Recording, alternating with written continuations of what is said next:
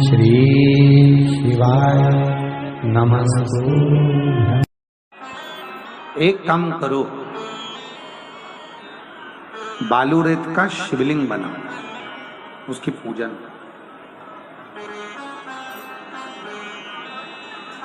शिवलिंग की जो पूजन होती है, भगवान शंकर की जो शिवलिंग का पूजन है, वो साधारण नहीं।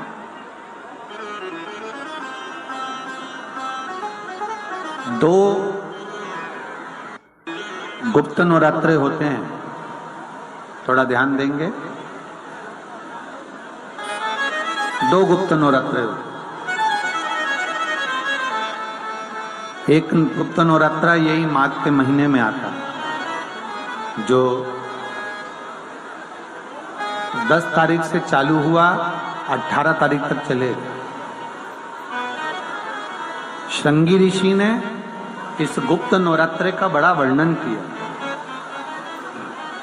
श्रृंगी बाबा ने इस गुप्त नवरात्रे के बारे में बहुत कुछ बताया, बहुत कुछ।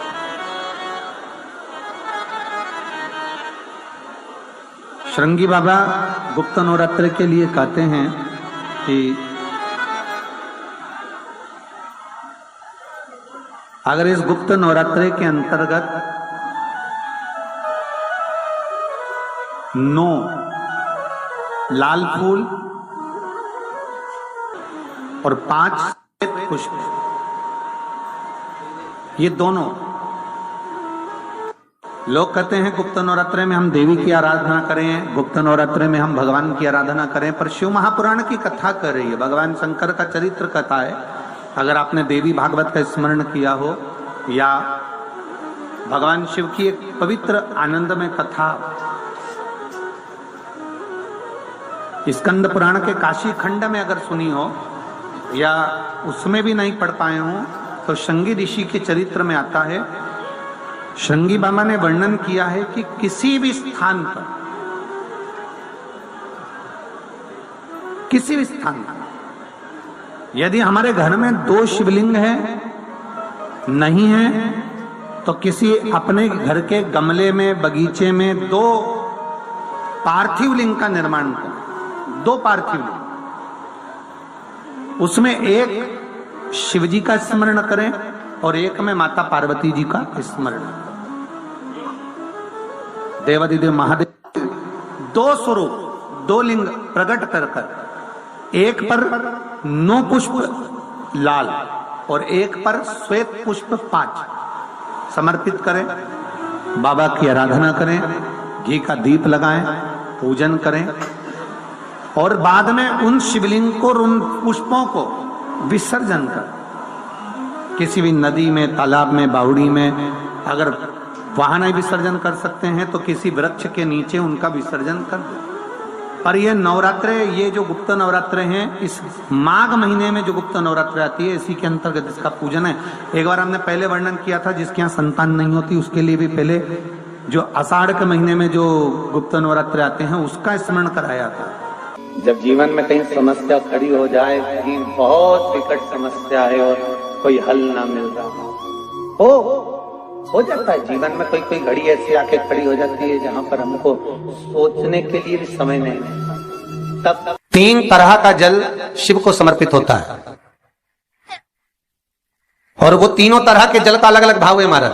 पहला जल सादा, घर से पानी लेकर गए, जल लेकर गए, शंकर को चढ़ाया, वो हमने घर का अपना एड्रेस बता दिया, भगवान शिव को जल चढ़ाकर अपने आनंद के लिए शंकर से कुछ प्राप्त कर लिया। दूसरा जल, जल के कलश में थोड़ा सा इत्र डालकर शंकर को जब समर्पित करते हैं, तो महाराज घर में अगर कोई व्यक्ति बहुत रोगीला है, बहुत रोगीला, एक शिव महापुराण में, स्कंद पुराण में, नर्मदा पुराण में, भविष्य पुराण में, अग्नि पुराण में, नारद पुराण में, बरहा पुराण में, वामन पुराण में जितनी चीजें लिखी गई है, एक एक प्रैक्टिकल कर देखो तो शिव महापुराण, स्कंद पुराण का यह भाव याद करिए कि 1 लोटे पानी में इत्र मिलाकर, जल में इत्र मिलाकर, बहुत रोगीला व्यक्ति, बहुत बीमार व्यक्ति है, 1 लोटा पानी उसका हाथ का स्पर्श कराकर शंकर को चढ़ाना प्रारंभ कर दीजिए। महाराज केवल 5 या 7 दिन चढ़ाओ और वो 7 दिन के बाद में उस बीमार व्यक्ति का क्रम देखिए कि उसमें कितना आराम लगा है। औषधि, दवाई काम करना प्रारंभ करी कि ना करी। केवल इत्र समर्पित, इत्र का जल। तो पहला जल सादा, दूसरा जल है इत्र का और महाराज तीसरा जल जो शिव महापुराण के अंतर्गत कहा गया है, बेलपत्र का जल।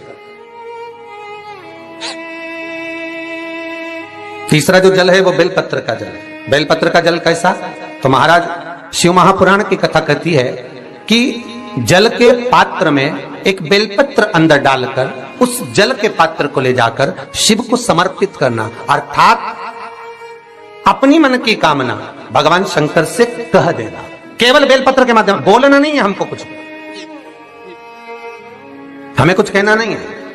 3 तरह का जल का जो व्याख्यान वर्णन किया गया, एक सादा जल जो भगवान को कहा, आपने अपना एड्रेस बता दिया, आपने अपने मन का भाव बता दिया। इत्र का जो जल चढ़ाया गया वो केवल रोग मुक्ति के लिए चढ़ाया गया। और तीसरा बेलपत्र, अगर उस जल में एक बेलपत्र भी पड़ी हुई है और वो बेलपत्र पड़ा हुआ जल आप जिस भाव से चढ़ा रहे हो, जिस कामना से, अगर तुम्हें लगता है कि मेरी दुख का समय समाप्त नहीं हो रहा, मेरी दुख की घड़ी समाप्त नहीं हो रही, तो जो पेड़ तुम्हारे यहाँ लगाओ, जो पौधा तुम्हारे यहाँ लगाओ, जो वृक्ष तुम्हारे यहाँ लगाओ, जो क्यारा तुम्हारे यहाँ, कुंडी तुम्हारे यहाँ, उसी की मिट्टी को, उसी के पेड़ के नीचे, उसी पौधे के नीचे, उस मिट्टी को थोड़ा सा हाथ से उसको उठाकर एक लिंग की आकृति बना लें। उसमें जलाधारी बनाने की जरूरत नहीं, केवल लिंग की आकृति बनाकर उसी की पूजन वहीं कर कर पानी चढ़ाकर 15 से 20 मिनट बाद अपना काम करने के बाद उसी को उसी मिट्टी में विसर्जन कर दें, अपनी कामना कर कर।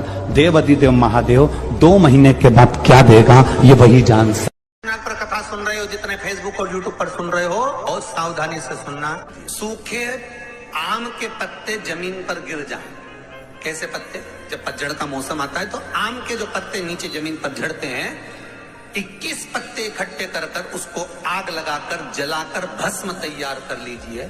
और जिस पुरुष नारी को एक चर्म रोग हो जाए, चर्म रोग, कहीं खुजली चल रही हो, कहीं दाने पड़ गए हो, कहीं चमड़ी सफेद लाल काली पीली जैसी पड़ गई हो, कहीं दाग हो रहे हो, चर्म रोग, कहीं खुजाल चल रही हो, तो शिव महापुराण की कथा का ये संवाद याद रखिए। लिंगपुर आम के पल्लव को जो वर दिया गया, तो आम के 21 पत्ते इकट्ठे कर कर उसको आग लगाकर उसकी भस्म तैयार कर कर शंकर भगवान के शिवलिंग पर शाम के समय प्रदोष काल में चढ़ा दीजिए वो भस्म।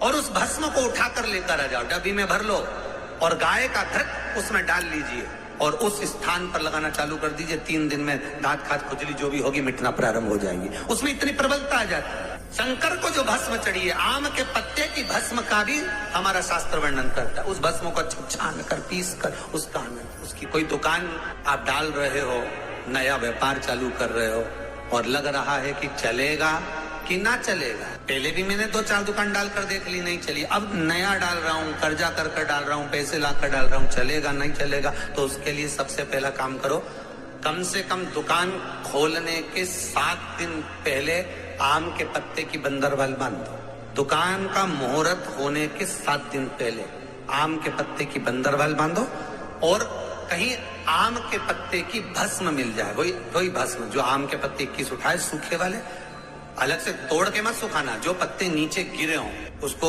उठाकर सुखाकर, सूखा हुआ जो पत्ता हो उसको जलाकर उसकी भस्म बनाकर उसमें थोड़ा सा चंदन मिलाकर और उसी से सम्मुख में जहां 7 दिन पहले तुमने बंदरबल बांधी है, दुकान खोलने वाले दिन उसी आम के पल्लव की भस्म जो शिव पर चढ़ी थी उसी में चंदन मिला हुआ वो एक स्वस्तिक का निर्माण कर दो। फिर आप अंदर कोई पूजन करो ना करो, आपने कोई अनुष्ठान करा ना करा, यज्ञ पूजन करी ना करी, अगर आप प्रवेश भी कर गए, इतना आपके पास धन नहीं था और आप प्रवेश भी कर गए तो भी घाटे में नहीं जाओगे, व्यापार उन्नति की ओर ही बढ़ेगा, व्यापार बढ़ेगा। उसमें आम के पल्लव में अगर कामदेव छुप कर भस्म होते हैं तो शंकर मेरे आम के पल्लव को भी वर प्रदान कर देते, आम के पल्लव को भी शिव बन। भाई भाई में विवाद हो रहा हो, जमीन के लिए विवाद हो रहा हो, किसी प्रॉपर्टी के लिए विवाद हो रहा हो या किसी अन्य विवाद में पड़े हुए हो या तुम्हारे दुश्मन बढ़ रहे हो,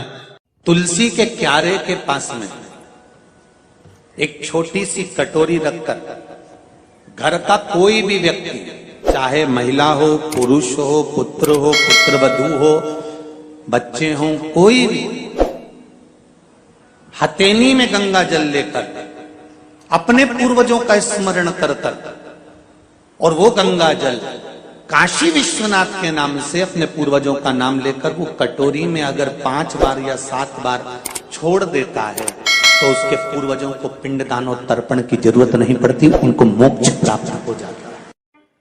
महाराज, जहां पर पति और पत्नी के संबंध बेकार हो जाते हैं, विवाद हो जाता है, अदालत में बात पहुंच जाती है, परिवार वालों पर दहेज का केस चालू हो जाता है, कहीं ना कहीं किसी ना किसी रूप में कार्रवाई चालू हो जाती है, पति पत्नी में वापिस प्रेम को बढ़ाया जाए, उस प्रेम को बढ़ाने के लिए शंकर भगवान का समझ लीजिए शिवलिंग, कनेर के पुष्प की माला, काय के पुष्प की, कनेर का वो पीला जो फूल होता है, आप टीवी पर दर्शन कर रहे होंगे, कनेर के पुष्प की माला जो ऊपर जलाधारी लगी है, जिस जलाधारी में से बूंद बूंद पानी गिरता है, ये शंकर भगवान की 5 बेटियों का स्थान है। कौन कौन सी बेटी, नाम ले, जया, विषहरा, श्यामली बारी, दौतली और 5वें नंबर की देव।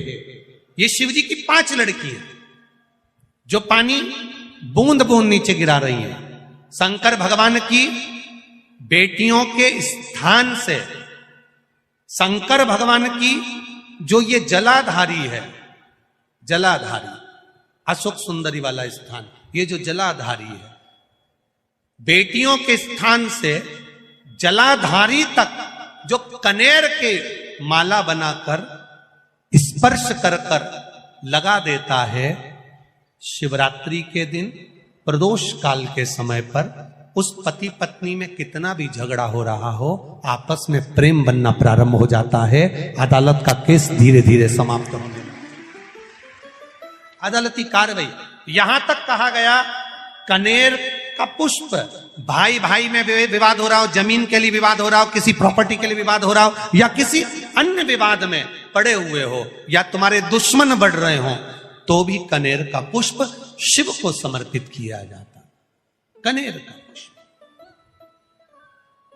सुख प्रदान कर, आनंद दे, जिसको कोई ना पाए उसको मेरा महादेव पाए।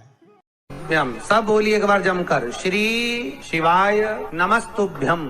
प्रैक्टिकल जरूर करना, कहीं सीओर वाला महाराज झूठ तो नहीं बोल रहा। शास्त्रों की बातें हमारे जीवन में हमें सुख प्रदान करे, इसलिए इस भाव का आनंद करते हुए आज की कथा को विराम देते हैं। वीडियो पसंद आई हो तो शेयर करें, लाइक करें, सब्सक्राइब करें। श्री शिवाय नमस्तुभ्यम, हर हर महादेव कमेंट बॉक्स में जरूर लिखें।